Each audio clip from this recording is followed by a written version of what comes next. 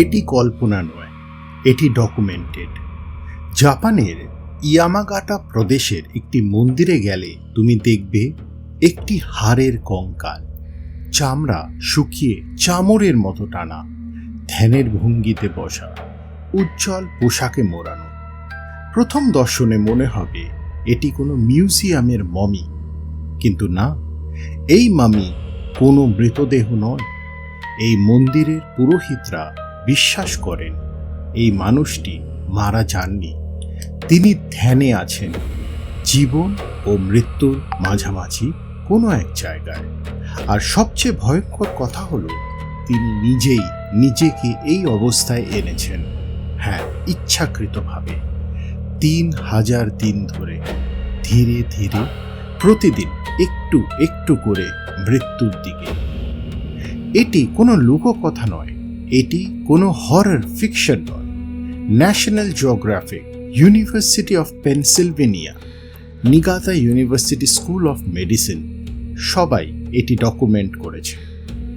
জাপানে আজও 21টি এমন মমি মন্দিরে সংরক্ষিত আছে যাদের প্রত্যেকটি নিজেকে জীবন্ত মমি বানিয়েছে।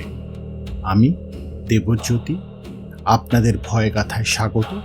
আর আজকের গল্পটি সত্যি, সম্পূর্ণ সত্যি।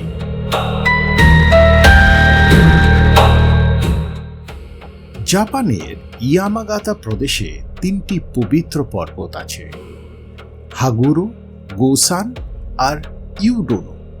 এর মধ্যে ইউডোনো সবচেয়ে রহস্যময়, কারণ ইউডোনো আসলে কোনো পাহাড়ই নয়, এটি একটি বিশাল গম্ভীর পাথর যার উপর দিয়ে লাল রঙা খনি জল বয়ে যায়। চারিপাশে সবুজ জঙ্গল, আর এই পাথরটিকে ইউডোনোর অনুসারীরা বিশ্বাস করে দেবতার আত্মা এখানে বাস করে। এখানের জন্ম নিল এক অদ্ভুত বৌদ্ধ সম্প্রদায়, সুগেন্ডো।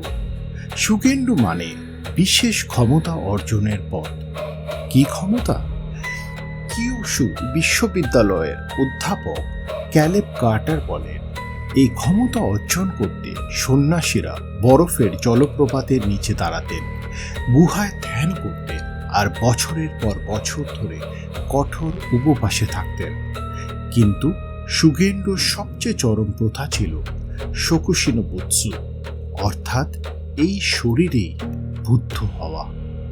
মৃত্যুর পরে পরকালে মুক্তি নয়, এই জীবনে, এই শরীরে, এই মাটিতেই বুদ্ধ হয়ে যাওয়া।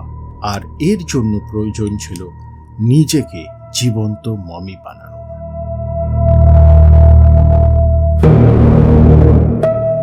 শোকুশিনো বুৎসু হওয়ার প্রথম ধাপ মোকুজিকি গিয়ো, বাংলায় কাঠ খাওয়া তপস্যা। 1000 দিন, প্রায় 3 বছর একজন সন্ন্যাসী শুধুমাত্র খেতেন গাছের ছাল, পাইন গাছের সূচ, শিকড়, বাদাম এবং বীজ। কোনো চাল নয়, কোনো গম নয়, কোনো শস্য নয়, কোনো ডালও নয়। এমনকি নদীর পাথর পর্যন্ত পাওয়া গেছে তাদের পেটে। মামিগুলোর এক্সরে করলে দেখা যায় পাথর। কেন? প্রথম কারণ, শরীরের থেকে সব চর্বি ও পেশি সরানো। মামি হওয়ার জন্য শরীরের কোনো আর্দ্রতা থাকতে পারে না, চর্বি পচে যায়, মামি নষ্ট করে। তাই প্রথম 1000 দিনে শরীরকে শুকিয়ে হাড়ে কাঠে করতে হয়। দ্বিতীয় কারণ, ব্যাকটেরিয়াকে খাবার থেকে বঞ্চিত করা। মৃত্যুর পরে শরীরের ভিতরে ব্যাকটেরিয়া শরীরকে পচিয়ে দেয়, কিন্তু যদি শরীরের কোনো আর্দ্রতা, চর্বি, পেশি না থাকে, ব্যাকটেরিয়ার কিছুই খাবার নেই, পচন ধরে না। 3 বছর শুধু গাছের ছাল আর পাইনের সূচ, ভাবতে পারো? প্রতিদিন একটু একটু করে নিজের শরীরকে ভেতর থেকে শুকিয়ে দেওয়া, নিজের হাতে নিজেকে মৃত্যুর দিকে ঠেলে দেওয়া। কিন্তু এটা ছিল শুধু শুরু।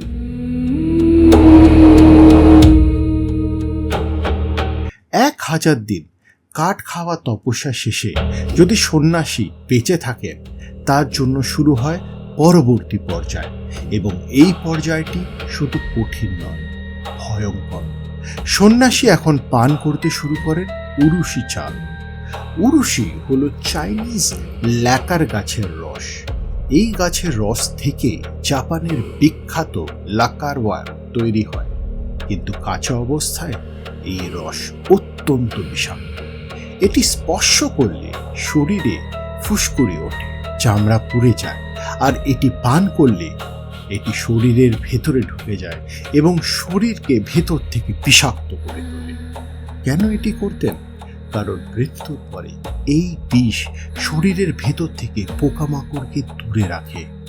মাছ ডিম পারে না, পোকা শরীর খায় না। উরুশি শরীরকে একটি বিষাক্ত কফিনে পরিণত করে, বাইরে থেকে না, ভেতর থেকে। এই পর্যায়ে সন্ন্যাসী প্রায় কিছুই খাননি, সামান্য লবণাক্ত জল আর এই বিষাক্ত চা। তার শরীর এতটাই শুকিয়ে যায় যে চামড়া হাড়ের সাথে আটকে যায়, চোখ গর্তে ঢুকে যায়, গাল ভেতরে খসে পড়ে। অথচ তিনি এখনো বেঁচে আছেন, তিনি এখনো ধ্যান করছেন, আর তিনি জানেন পরবর্তী ধাপটি শেষ। এখানে একটা কথা বলি, তুমি হয়তো ভাবছো এটা কত পুরনো কালের গল্প, 1000 বছর আগের, তাই না? মোটেও না। শেষ শোকোশিনো বুৎসু বুক্কাই শোনেন মারা যায় 1903 সালে, বিংশ শতাব্দীতে, আর তিনি এটি করেছিলেন অবৈধভাবে। জাপান সরকার 1879 সালে এই প্রথা নিষিদ্ধ করেছিল, কিন্তু বুক্কাই থামেননি। আর 1961 সালে টোহোকু বিশ্ববিদ্যালয়ের গবেষকেরা যখন তার কবর খুলেছিলেন, তার শরীর সম্পূর্ণ অক্ষত, মমি হয়ে আছে। আজও কানজেও নজি মন্দিরে তিনি বিরাজমান। কিন্তু সবচেয়ে ভয়ঙ্কর অংশটি এখনো বলিনি, সেই শেষ পর্যায়ে যখন একজন সন্ন্যাসী নিজেকে ভূগর্ভে সমাহিত করতেন, জীবন্ত।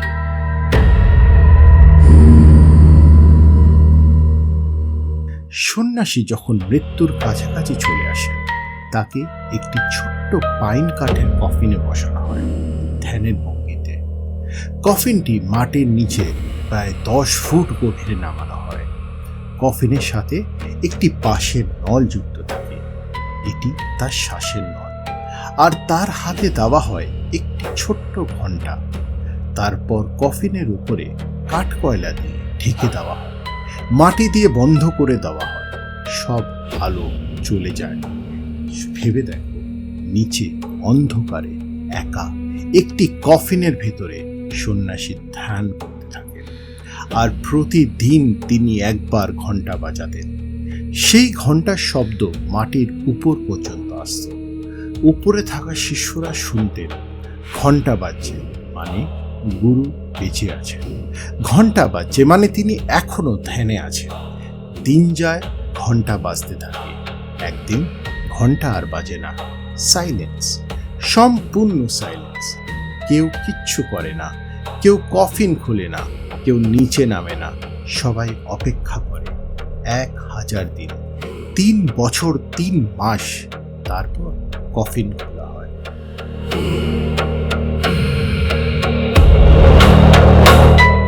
1000 দিন পর কফিন যখন খোলা হয়, তখন দেখা হয় শরীর কেমন আছে। যদি শরীর পচে গলে গেছে, সন্ন্যাসী ব্যর্থ, তার সাধনা সফল হয়নি। তাকে সম্মান দিয়ে পুনরায় সমাহিত করা হয়, কোনো মন্দিরে স্থাপন করা হয় না। কিন্তু যদি শরীর সম্পূর্ণ অক্ষত থাকে, শুকিয়ে গেলেও পচেনি, তাহলে তাকে শোকোশিনো বুৎসু বলা হয়। তিনি বুদ্ধ হয়েছেন।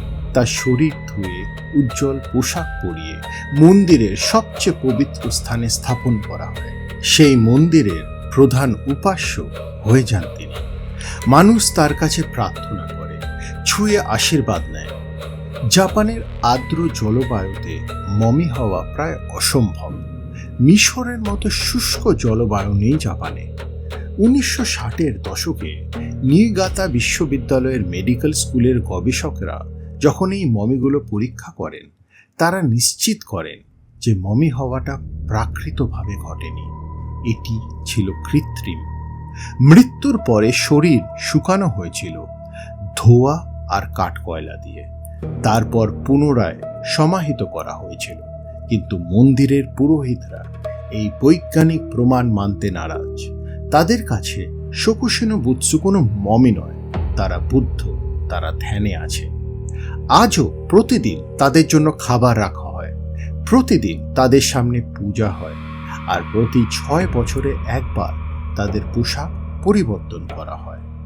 হ্যাঁ, একটি মামির পোশাক বদলানো হয় 6 বছর পর পর, এখনো 2026 সালে। এই মুহূর্তে তুমি যা শুনলে এটা কল্পনা নয়, এটা ইতিহাস, ডকুমেন্টেড ইতিহাস। আর এমন আরো অনেক গল্প আছে যেগুলো কেউ বলে না। সেগুলো শোনার জন্য সাবস্ক্রাইব করো ভয় গাথা, আর নিচে কমেন্টে লেখো জীবন্ত মমির হওয়ার মতো কোনো সিদ্ধান্ত নেওয়া কতটা কঠিন।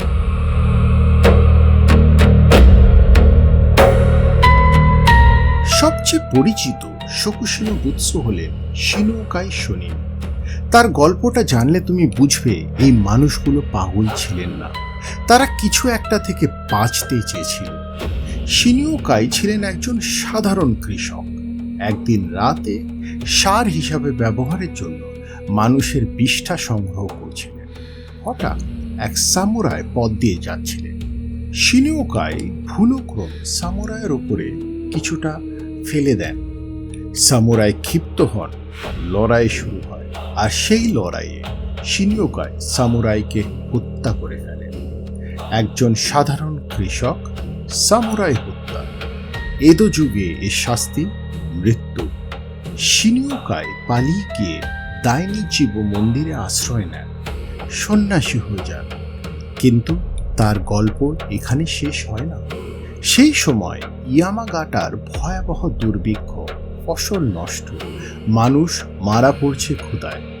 শিনোকাই সিদ্ধান্ত নেন তিনি নিজের শরীরটাকে বলিদান দেবেন, শোকশিনো বুৎসু হয়ে মানুষের কষ্ট দূর করবেন।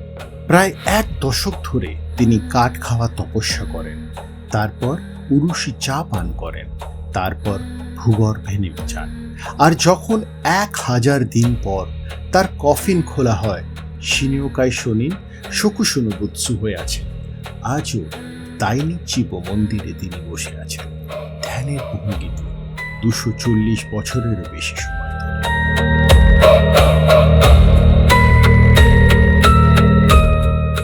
আরেকজন শোকশিনো বুৎসু তেৎসুসুমন কাই শোনিন। তার গল্প আরো বিস্ফোরক। তেৎসুসুমন কাই শোনিন ছিলেন একজন তরুণ যিনি একটি বিবাদের সময় 2জন সামুরাইকে হত্যা করেন, পালিয়ে চুরেঞ্জি মন্দিরে আশ্রয় নেন, সন্ন্যাসী হন। কিন্তু তার গল্পের সবচেয়ে ভয়ঙ্কর অংশ একটি মহামারীর সময় ঘটে। এদো, বর্তমান টোকিও শহরে এক ভয়াবহ চোখের রোগ ছড়ায়, মানুষ অন্ধ হয়ে যাচ্ছিল। তেৎসুমন কাই তখন এদো শহরে ছিলেন।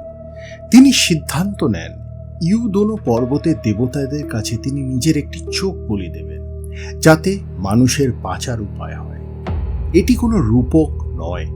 গবেষক ইচিরো হোরি, যিনি 1960-এর দশকে মূল গবেষণা দলের অংশ ছিলেন, তিনি ডকুমেন্ট করেছেন তেৎসুমন কাই সত্যি নিজের একটি চোখ নিজের হাতে উপড়ে ফেলেছিলেন, ইউদোনো দেবতাদের কাছে উৎসর্গ হিসাবে। এরপর তিনি শোকশিনো বুৎসু হওয়ার পথে হাঁটেন, আর যখন তার কফিন খোলা হয় তিনি সফল।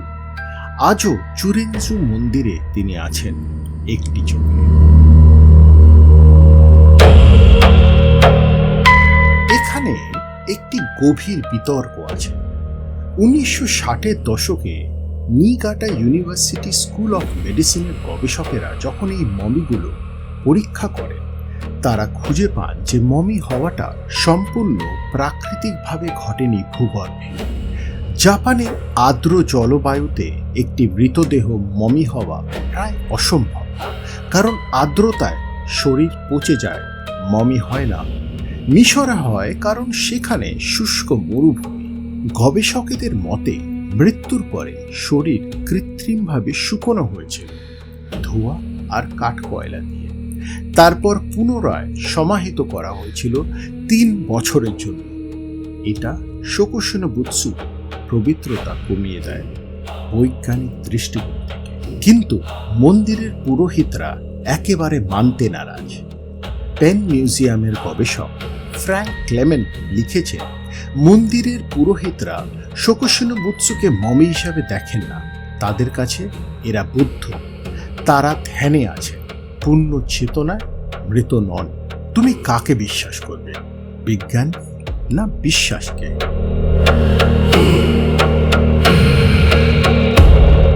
1868 সালে মেইজি পুনরুদ্ধার শিন্টোকে রাষ্ট্রধর্ম করল, বৌদ্ধ ধর্মকে চাপা দেওয়া শুরু করল। মন্দির থেকে মন্দিরে শিন্তো বৌদ্ধ বিচ্ছেদের নির্দেশ গেল। 1879 সালে মেইজি সরকার শোকশিনো বুৎসু প্রথাকে সম্পূর্ণ অপরাধ ঘোষণা করল। সহায়তাযুক্ত আত্মহত্যা এই আইনে। কেউ যদি এই প্রক্রিয়ায় থাকে, তাকে জোর করে বের করে আনার আইনি ক্ষমতা সরকারের ছিল।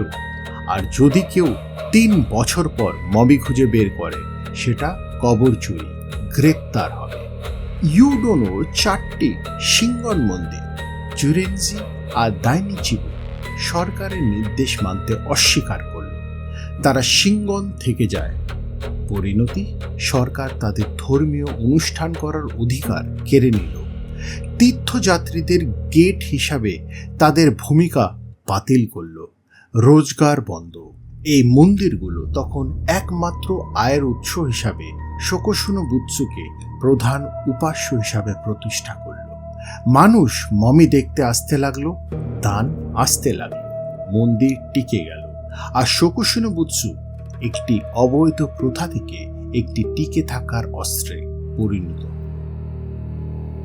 জাপানের ইয়ামাগাটা প্রদেশে আজও 13টি শোকশিনো বুৎসু মমির মন্দির বিরাজমান। প্রতিদিন পূজা হয়, প্রতিদিন খাবার রাখা হয়, প্রতি 6 বছরে পোশাক পরিবর্তন হয়। কোনো এক সন্ন্যাসী, যিনি 300 বছর আগে কাঠ খেয়ে বিষ পান করে অন্ধকারে নিঃশ্বাস নিয়ে ঘণ্টা বাজিয়ে মৃত্যুর দিকে হাঁটছিলেন, তিনি আজও সেখানে আছেন, ধ্যানে। তুমি কি বিশ্বাস করো তিনি মৃত, নাকি তিনি সত্যি জীবন আর মৃত্যুর মাঝামাঝি কোনো জায়গায় আটকে আছেন? সেই শেষ ঘন্টার পর যখন সাইলেন্স নেমেছিল, তিনি কি দেখেছিলেন? মৃত্যু, নাকি কিছু এমন যা মৃত্যুরও চেয়ে ভয়ঙ্কর? কমেন্টে বলো তোমার মতামত। আর হ্যাঁ, এই গল্পের প্রতিটি তথ্য ডকুমেন্টেড। আমি দেবজ্যোতি, ভয় গাথা থেকে। যতক্ষণ ভয় আছে, গাথা চলবে। সাবস্ক্রাইব করো, পরবর্তী এপিসোডে আরও গভীরে যাব। ভালো থেকো।